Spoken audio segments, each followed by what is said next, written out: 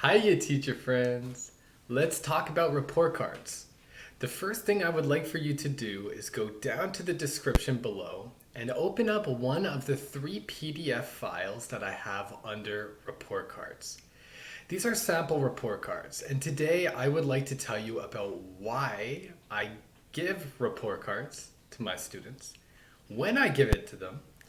I'd like to tell you about how I make my report cards and some important information to include. I'd like to talk about what report cards do and what they don't do. Yeah, and I'd like to tell you about my future goals for developing report cards as an iTalki teacher. So first of all, what are progress reports to me? Well, progress reports are a way for my students to track their progress. It is also a way for me to track my students' progress and a way for me to track my own progress. In looking at the curriculum, looking at how my students have improved, and what gaps I need to help them fill as students. Yeah. So first of all, why do I make report cards for my students? I started doing this about 3 weeks ago and it has been incredibly profitable. First of all, it keeps your students coming back. It shows them that you really care and it's a great way to build rapport. I mean, I couldn't believe just the thank yous that I get from my students who just appreciate just getting something tangible virtually, that they could look at that has their name on it. It really does add an extra layer to the relations between the student and the teacher. So I really suggest that you start making report cards. But of course, try to do it in the most convenient, easiest way possible, and I'll talk about that in just a minute. Another reason why I create report cards for my students, as I said, it keeps me on my toes as a teacher. Yeah, it helps me to look at things in the grand scheme. So instead of just biting off class by class by class endlessly, it makes me feel like there is a goal that I am working towards as a teacher, and I'm working towards that goal with my students. Sorry. And I felt before I started making report cards that some of my classes were kind of in limbo, I suppose, even though I have my curriculum and I have a certain methodology and certain approaches. I felt like there was no real way of measuring, of assessing the skills of my students. And I've had some people on YouTube asking me about assessing skills. So I'm going to be talking about that today as well, talking about the CEFR and the CLB as well. So first of all, I went to Canva, and that's where I go for all my teaching materials. To make everything that to find everything that I create, I go to Canva. So if you're not with Canva, I really suggest that you get on there. Down below, you're also going to find in the description the template for the progress reports that I use with my students. All right. Before we dive in, I'm going to tell you these are far from perfect. So I've told you what a progress report is. This is a way to track progress. I'm going to tell you what mine aren't. Mine aren't detailed, in-depth, specific outlines of where my students excel and where they need improvement. They are much more general, and I'm going to improve this as a teacher. I know that I need to work my way up to a point where I'm very confident with making reports, and I could automatically focus on the necessary aspects. This is round one for me as an iTalki teacher. Although I've made reports for students in person before, this is the first time that I'm doing it without a supervisor, without anybody who's kind of like breathing down my neck. So this is new territory for me as well. So what do I put in there? Well, I start off with a little bit about the level placement for my students. You're going to see for my IELTS students, I have the band score and I have the CEFR level. I'm going to start to incorporate the CLB level as well. The CLB is the Canadian Learning Benchmark. or sorry, the Canadian language benchmark. This is very important to Canadian teachers. It's very important to me. I've used the CLB manual to basically develop 90% of my curriculum, and I'll be throwing that in the description as well. Even if you are from a different country, that I think that the CLB could still be useful. This manual is incredibly useful, and if you have one for your country, definitely download it and start using it. It has given me activities, it has given me methodology, it has given me criteria for assessments. Yeah, so though that's how I start. I have, the name of my student, I have the topics that we've gone over, I have a little description of what their level is, and I show the progress of their, like, are they jumping from B1 to B2?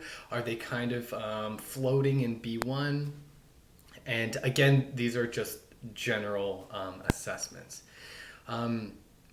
From there, I have 4 columns, 4 squares, and each of them have different information. It depends on the class. If it's a general English class, that's a 4-skill class for me. So I'll have the speaking, reading, writing, listening. Yeah. If it's for a conversational class, for example, I might focus more on speaking, right? So I'll have 2 boxes, one for the student's pronunciation and fluency, another one for their vocabulary and grammar. Yeah. And again, you could use different criteria to help you to assess these skills. No criteria is going to be absolutely perfect. And at the end of the day, you might have to rely on your own experience and knowledge, right? But this is, as I said before, just a way to give your students a general idea of where they're at and what they need to work on. Yeah. So that's general English for that's conversational and general English. And then for IELTS, of course, I will provide a few boxes with writing as well. For conversational English, I also provide a box for listening. Yeah. The reason why I do this is because in conversational classes, and this is very important to iTalki teachers because the majority of iTalki teachers have conversational classes. The majority of them do not have structured by the book activity, PPP classes. They have less formal classes. Yeah. And I think that by giving a listening section, by testing how they're able to understand, get the gist of the questions that you ask them, to interpret the information that you say as a teacher while you're speaking, while you're engaged in a conversation. These are just 2 ways of assessing their skills and their abilities with listening. But of course, if you want something a little bit more reliable, you could always find many assessments online for listening. You could show them a video and then you'll have a conversation about the video. Let's see how much they remember, right? Show them a video, top 10 places to go on holiday. How many places did you remember? Yeah. So these are just different things that you could do that are quick, that are easy to assess listening skills. Yeah. But I think it's important to note that the assessment is not it is not formative. It's not just formative. It's also summative, right? And this is something that is gradual throughout the process of having classes. Every lesson you should be, well, I suggest that you write down a few notes. I know it seems difficult right now. It seems like a lot of work. It's like, okay, they're paying me for the hour. When I'm done, I am done. Yeah, I completely get that. But the thing is that a lot of my report cards I make in class. I write them down while they're speaking. Yeah, I hear what they're saying. I look at their writing. Sometimes I'll put a little box for writing, even with my conversational classes, because I do give them homework. Yeah, a writing task for homework. And I'll write down these notes. And I know my students well enough that I could even track from previous lessons their different strengths and weaknesses. Yeah, so if you could get just the foundation down, if you find your template on Canva, Find what works for you. What works for me is to have a paragraph, two sentences with strengths, two sentences with areas for improvement. Yeah, and that's what works for me. It allows me to keep the report card very cohesive. Yeah, so find what works for you, and once you have what works for you, it's going to be like automatic. It's going to be like muscle memory, writing down each time. Okay, they need to work on prepositions. They have a very good understanding of phrasal verbs. Blah blah blah. Right. Another thing to take note of is the language that I use in report cards. This is a skill for teachers to develop. There's a spin that we try to put on language to be more positive, more constructive than destructive. Yeah, and for example, instead of saying that Ryan struggles with his knowledge of tense, you could say that he finds tenses challenging. Yeah, I'll put a link in the description as well for different phrases that you could use for making report cards.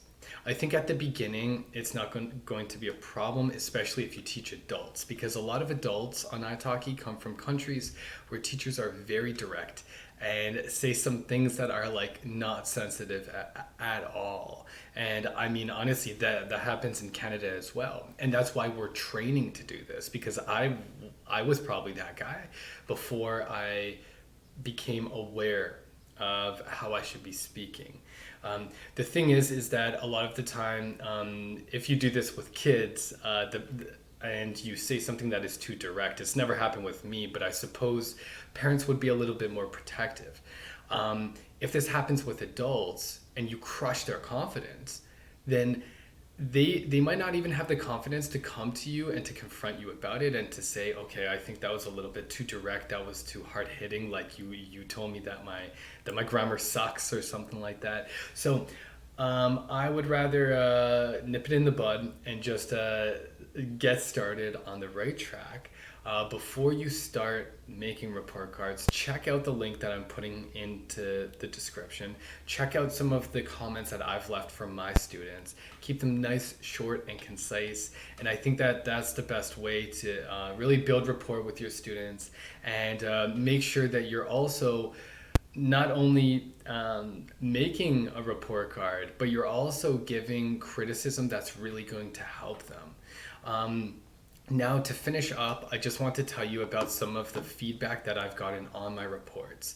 I've told you that my students have really appreciated it, so that's one great thing.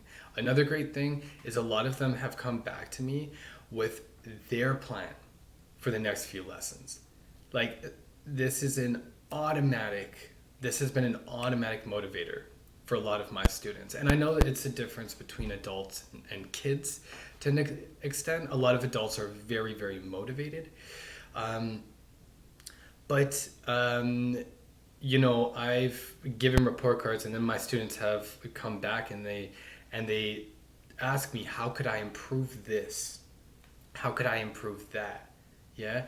And seeing my students involve themselves in the process, in the learning and the teaching process, is magical.